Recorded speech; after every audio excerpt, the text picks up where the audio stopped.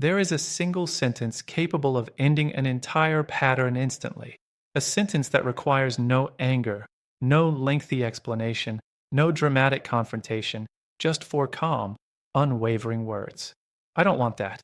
When those words get spoken in response to an offer of friendship following a breakup involving someone avoidant, something shifts immediately and permanently, something considerably more significant than the simple social arrangement being declined. Today we are going to examine exactly why this particular refusal carries such disproportionate weight, why it disrupts avoidant psychology so completely, and why choosing this path, however difficult it feels in the moment, changes absolutely everything that follows. Let's begin by understanding what friendship typically represents within the specific psychological architecture of someone with avoidant patterns, because this understanding clarifies why refusing it produces such significant disruption. Friendship, offered immediately following romantic separation, typically functions as a mechanism for avoiding complete loss, while simultaneously avoiding the vulnerability and commitment that romantic partnership requires. It allows continued access, continued warmth, continued emotional benefit, all without the pressure of consistency or accountability that a full romantic relationship would demand. This arrangement, whether consciously designed this way or not, tends to preserve considerable comfort for the avoidant partner specifically, while frequently costing the other person far more than initially anticipated. Let's talk about what happens specifically when this offer gets accepted, because understanding the typical trajectory helps clarify exactly what refusal actually interrupts. Accepted friendship following romantic loss typically settles into a predictable pattern, continued closeness that never quite resolves into either genuine platonic connection or genuine romantic reconciliation, existing instead in a comfortable, ambiguous middle ground that serves the avoidant partner's need for continued access without ever requiring the vulnerability that either full separation or full romantic recommitment would demand. This ambiguous middle ground can persist for considerable time, sometimes years, without ever genuinely resolving in either direction. Let's talk about what refusal specifically removes from this equation, because the removal itself carries enormous psychological significance beyond the simple practical consequence of reduced contact. Refusal eliminates the comfortable middle ground entirely, forcing a binary reality that avoidant psychology typically works quite hard to avoid, either genuine, full accountability and effort toward reconciliation, or genuine, complete loss without the buffer that friendship would otherwise provide. This binary reality proves considerably more uncomfortable for avoidant patterns than the ambiguous alternative, precisely because ambiguity represents exactly the kind of comfortable, low-commitment territory these patterns are specifically designed to seek out and maintain. Let's talk about why this elimination of comfortable ambiguity produces such significant psychological disruption, because understanding the mechanism here illuminates why refusal changes so much more than might initially seem obvious from a simple social decision. Avoidant defenses function considerably more effectively within ambiguous, undefined territory than within clear, binary circumstances. Ambiguity allows continued avoidance of genuine vulnerability while still maintaining some connection, some continued benefit, some continued avoidance of full loss. Clear, binary circumstances remove this comfortable middle ground entirely, forcing genuine confrontation with loss that ambiguous friendship would have otherwise allowed them to avoid indefinitely. Let's talk about what this forced confrontation with genuine loss actually produces, because this represents the core mechanism through which refusal changes the entire subsequent trajectory. Genuine, complete loss, without the buffer of continued friendship, typically triggers considerably more significant internal processing than partial, ambiguous loss ever would. This processing might include genuine grief, genuine confrontation with the impact of their own patterns, genuine reckoning with what specifically was lost through their own inability to offer the consistency and vulnerability that full partnership required. This kind of processing, uncomfortable as it is, often produces more meaningful internal shift than years of comfortable, ambiguous friendship ever could.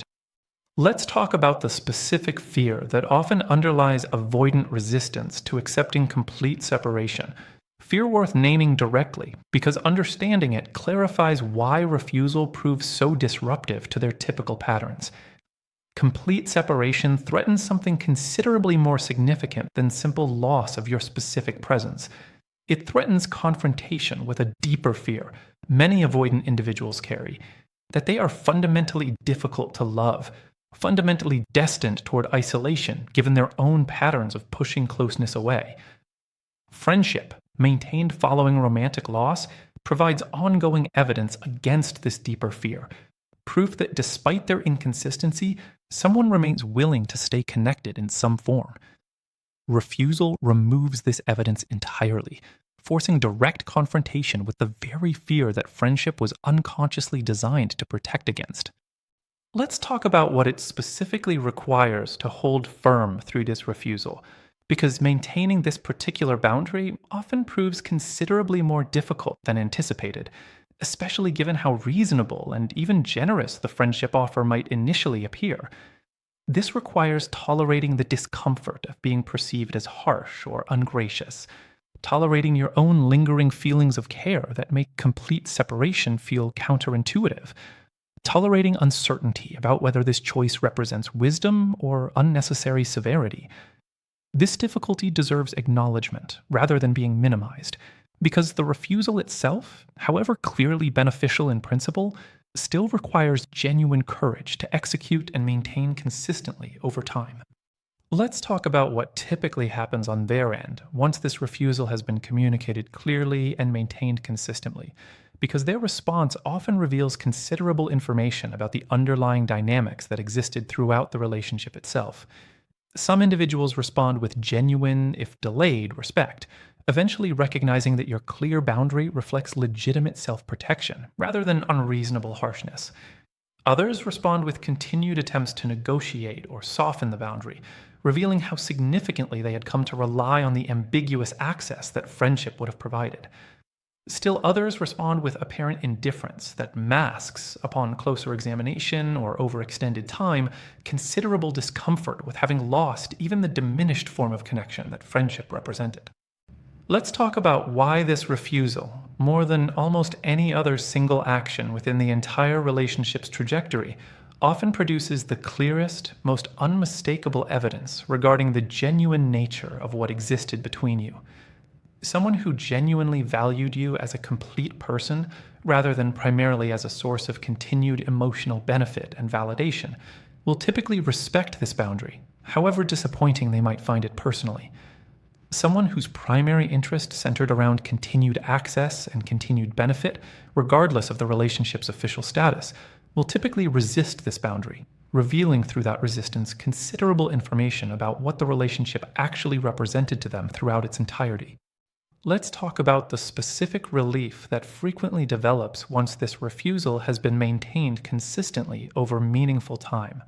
Relief that often surprises people who anticipated primarily continued difficulty or loss. This relief develops because complete separation, while initially more painful than ambiguous continued connection, ultimately allows genuine healing to proceed without the repeated reactivation that continued contact, however diminished, would otherwise produce. Each interaction within an accepted friendship arrangement essentially reopens attachment pathways that complete separation allows to gradually, genuinely settle instead. Let's talk about what genuine healing actually requires that friendship following immediate romantic loss typically prevents, because this comparison illuminates exactly why refusal serves your own well-being so significantly more effectively than acceptance would. Genuine healing requires consistent, uninterrupted time without the repeated reactivation that continued proximity produces. It requires full confrontation with loss, rather than the partial, ongoing loss that ambiguous friendship allows to persist indefinitely without ever fully resolving indefinitely.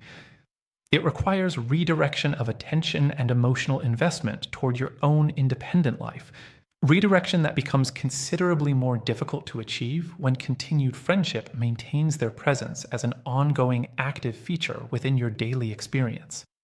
Let's talk about what this refusal ultimately communicates about your own self-worth, Communication that occurs entirely through action, rather than requiring any explicit statement or justification.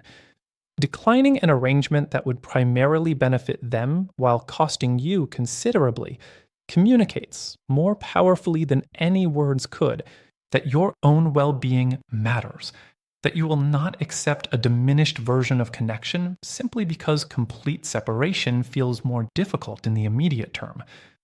This communication, even if never explicitly acknowledged or understood by them, represents genuine, significant self advocacy, regardless of whether it produces any particular reaction from their side. Let's talk about what happens to your own capacity for future relationships once you have successfully navigated this particular refusal.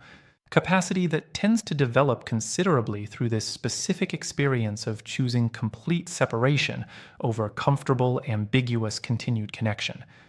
Having successfully prioritized your own healing over the temptation of continued, diminished access to someone you cared about deeply, you develop genuine confidence in your own capacity for self protection. Confidence that extends into every future relationship requiring similarly difficult boundary decisions.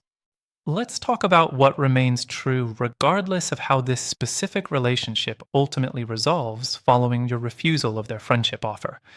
Your choice to decline reflects genuine wisdom regarding what actually serves healing, regardless of whether they eventually recognize or appreciate that wisdom themselves. Their response to your refusal, whatever form it takes, provides valuable, honest information about the relationship's genuine nature. Information you would likely never have received had you accepted the more comfortable, ambiguous alternative instead. And your own healing, protected and supported by this refusal, rather than complicated by continued diminished connection, proceeds considerably more completely than it would have within the alternative arrangement you chose not to accept.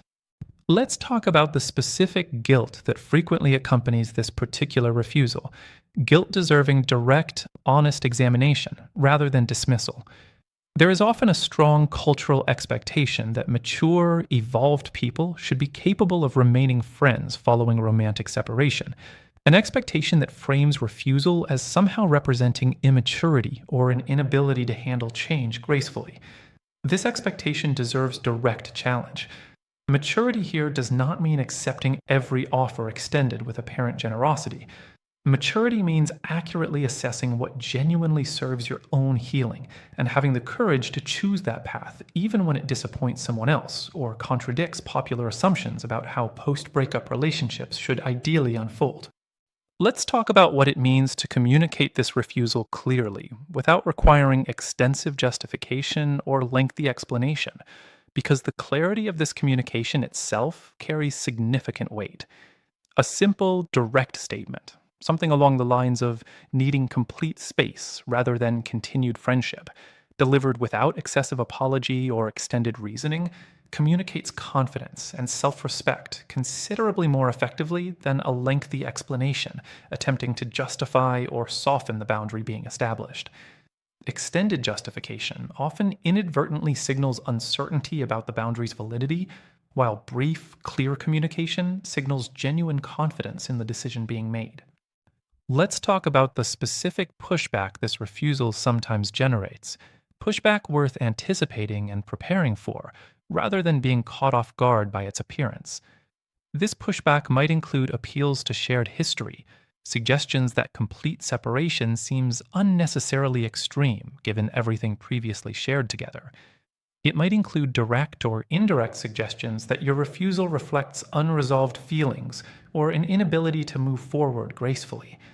It might include attempts to negotiate a modified version of continued contact, presented as a reasonable compromise between complete separation and full friendship. Recognizing these pushback patterns in advance helps you maintain your boundary with greater confidence when they inevitably arise. Let's talk about how to respond specifically to this pushback without becoming defensive or over explaining in ways that might inadvertently weaken the boundary you have worked to establish. A simple, calm restatement of your position, without escalating into argument or extended justification, typically proves considerably more effective than attempting to convince them of your reasoning through extensive explanation. Your boundary does not require their agreement or understanding in order to remain valid and worth maintaining consistently over time. Let's talk about the specific way mutual friends sometimes complicate this refusal, particularly within social circles, where complete avoidance proves logistically difficult given overlapping relationships or shared environments. In these more complicated circumstances, maintaining the spirit of refusal, declining ongoing personal friendships specifically, while navigating necessary, limited interaction within shared social contexts, allows you to honor your own boundary, even when complete avoidance is not entirely achievable given practical constraints beyond your immediate control. Let's talk about the specific psychological research surrounding what happens when a significant relationship transitions abruptly from close involvement to complete absence, because understanding this broader context helps validate why complete separation, however difficult, typically produces more thorough healing than gradual, ambiguous reduction in contact ever could. Attachment researchers have long observed that clean, complete endings, while more acutely painful in their earliest stages, generally allow for more complete psychological resolution than endings that remain partial or ambiguous. Ambiguous loss, a concept developed specifically to describe situations where someone remains present in diminished form rather than being fully gone, has been linked to prolonged, complicated grief, precisely because the mind struggles to fully process loss that has not definitively concluded. Let's talk about what this means specifically for your own nervous system throughout the process of maintaining refusal and subsequent complete separation. Complete separation allows your nervous system to gradually recalibrate around a clear, stable reality. No continued contact, no continued uncertainty about the relationship's ongoing status. This clarity, uncomfortable as it initially proves, ultimately supports considerably faster nervous system regulation than the continued activation that ambiguous, ongoing friendship would produce through repeated exposure to someone your attachment system still associates with considerable emotional significance. Let's talk about the specific timeline typically required for this nervous system recalibration to genuinely settle, because realistic expectations here protect against premature discouragement during the more difficult early stages of maintained separation. Initial weeks following refusal often prove considerably more difficult than anticipated, precisely because complete separation removes the gradual buffer that ambiguous friendship would have otherwise provided.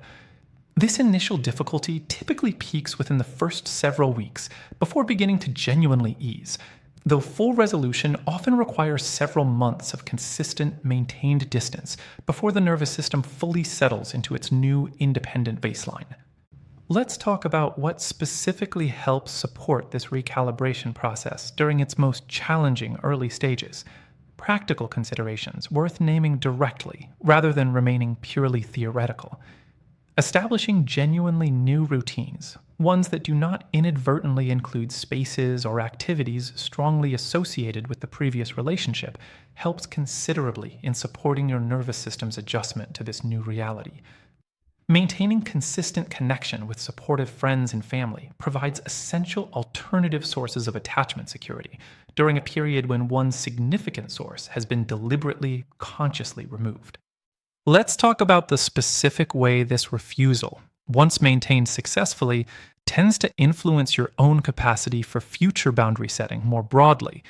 Capacity that develops considerably through the direct, lived experience of successfully declining something that felt, in the moment, both reasonable to decline and genuinely difficult to actually follow through on maintaining. This capacity extends well beyond this single relationship, informing how you navigate future situations requiring similarly difficult choices between comfortable, ambiguous options and clearer, more difficult, but ultimately healthier alternatives. Let's talk about what happens specifically to your own self-image throughout this process. Self-image that often shifts considerably once you have successfully navigated a boundary this significant and this difficult to maintain consistently. Many people report feeling, for the first time in a considerable while, genuine confidence in their own capacity for self-advocacy. Evidence gathered through direct experience rather than through theoretical understanding alone. This confidence, built through successfully maintaining this particular refusal, becomes a permanent resource, available for every future circumstance requiring similarly difficult prioritization of your own well being over more comfortable, socially expected alternatives. Let's talk about what genuine respect for yourself actually requires throughout this entire process. Respect that sometimes means disappointing someone you still care about.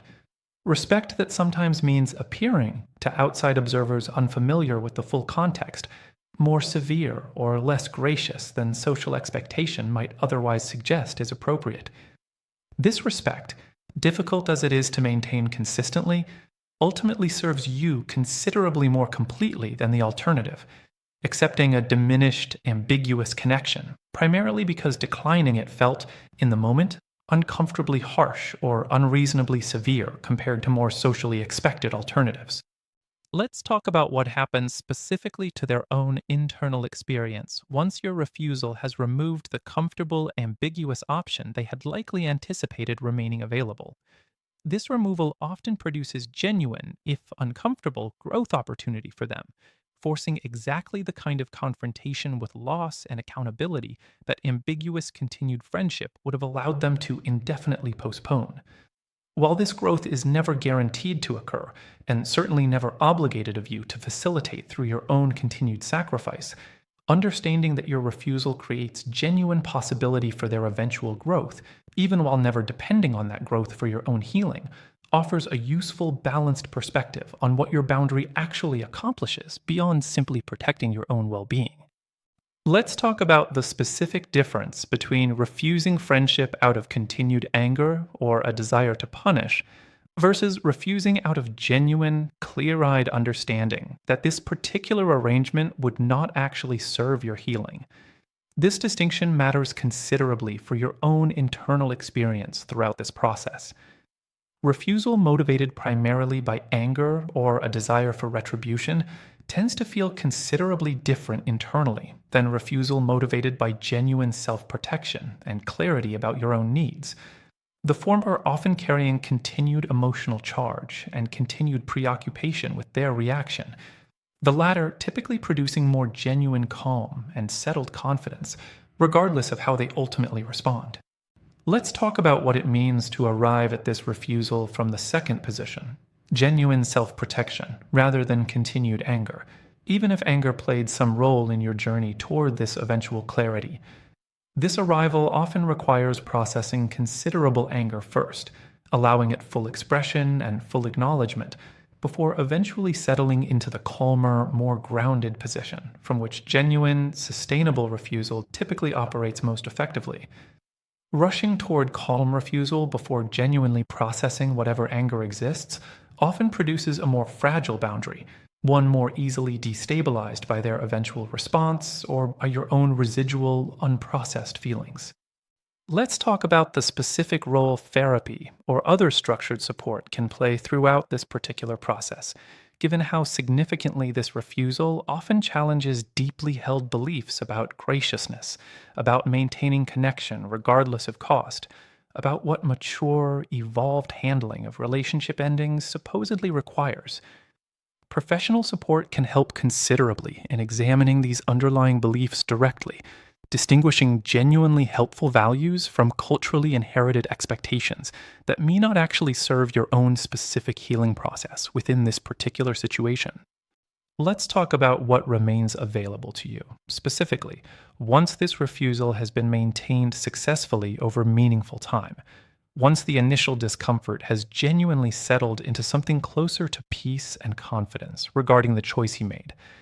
What remains available is a considerably clearer template for navigating future relationships, one built on genuine self respect rather than continued accommodation of arrangements primarily designed to serve someone else's comfort at your own expense.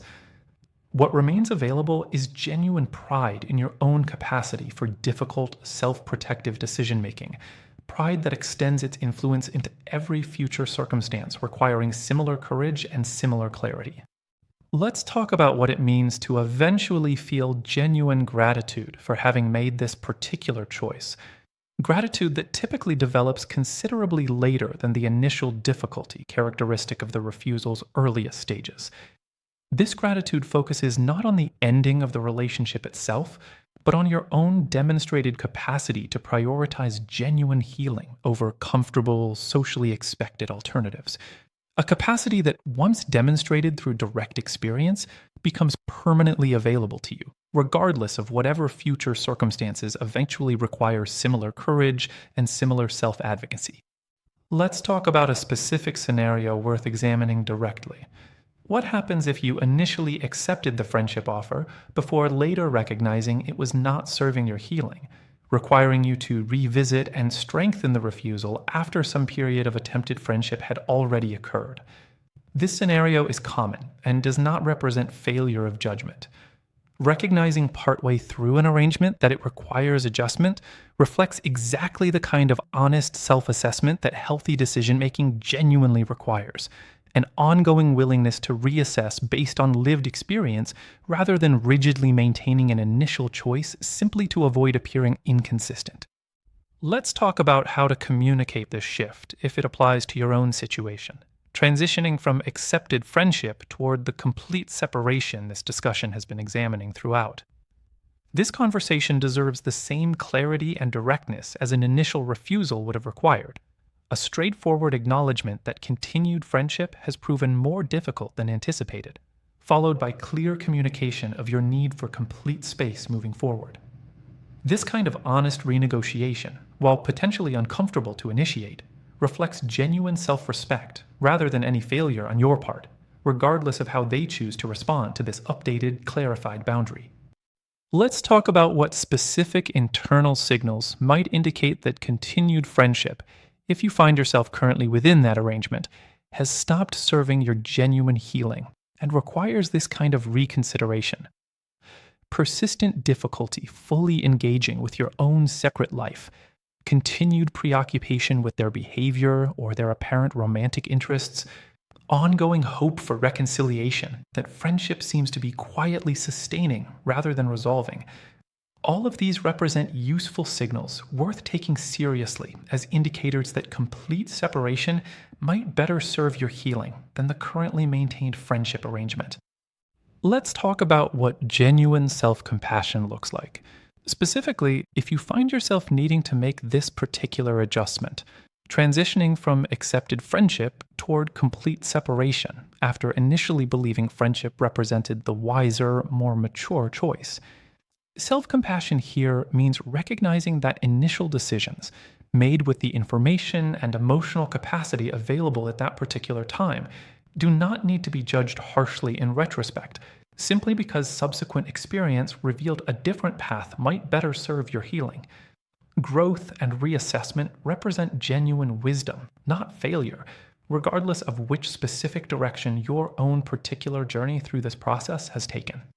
Let's talk one final time about what this entire discussion ultimately offers, regardless of which specific path your own situation has followed or will follow moving forward. It offers permission, clear and direct, to prioritize your own genuine healing over comfortable, socially expected alternatives, even when those alternatives feel, in the moment, more gracious or more mature than the clearer, more difficult choice actually represents. Whether you refuse an offer of friendship from the outset, or whether you eventually recognize the need to transition away from an initially accepted arrangement, the underlying wisdom remains identical. Your own healing deserves genuine priority, and complete, clear separation, however initially uncomfortable, typically serves that healing considerably more completely than any diminished, ambiguous alternative ever could. Let's talk about the specific way this refusal often gets misread by people outside the situation, who have not experienced avoidant dynamics directly themselves. Misreadings worth anticipating and preparing yourself to navigate with continued confidence, rather than defensive over-explanation. Someone who has never navigated a relationship characterized by significant inconsistency and avoidant withdrawal might genuinely struggle to understand why complete separation feels necessary rather than excessive. assuming instead that friendship represents the more mature, evolved choice regardless of the specific relational history involved. Trusting your own accurate understanding of your particular situation, rather than deferring automatically to well meaning but uninformed outside opinion, protects the integrity of this boundary against unnecessary erosion. Let's talk about what specifically distinguishes this situation from more genuinely healthy post breakup friendships that do sometimes develop successfully between people who ended relationships for reasons entirely unrelated to significant relational dysfunction. Not every relationship ending involves the specific dynamics discussed throughout this conversation, meaning this guidance applies specifically to situations characterized by genuine avoidant patterns and genuine relational harm, rather than serving as a universal prescription against any and all post-breakup friendship, regardless of the specific circumstances involved. Discernment regarding your own particular situation remains essential throughout this entire process. Let's talk finally about the quiet confidence available once this entire process has been navigated successfully. Confidence that extends well beyond this single relationship into a fundamentally different relationship with your own boundaries and your own capacity for self-protection more broadly. This confidence does not require dramatic vindication or eventual acknowledgement from the person whose offer you declined. It exists simply through your own demonstrated capacity to recognize what genuinely serves your healing, and your own demonstrated willingness to choose that path, even when easier, more comfortable alternatives remained readily available throughout the entire process. And so, if you have been offered friendship following the ending of a relationship with someone avoidant, or if you sense that offer might eventually arrive, I want you to trust that refusing it, however difficult that refusal feels in the moment, represents genuine wisdom rather than unnecessary harshness. This refusal changes everything, not through drama or confrontation, but through the quiet, powerful removal of a comfortable middle ground that was never actually designed to serve your healing in the first place. Choose complete separation. Choose genuine, uninterrupted space to heal fully. And trust that whatever discomfort this choice requires in the immediate term, it serves your own well-being considerably more completely than any diminished, ambiguous alternative ever could.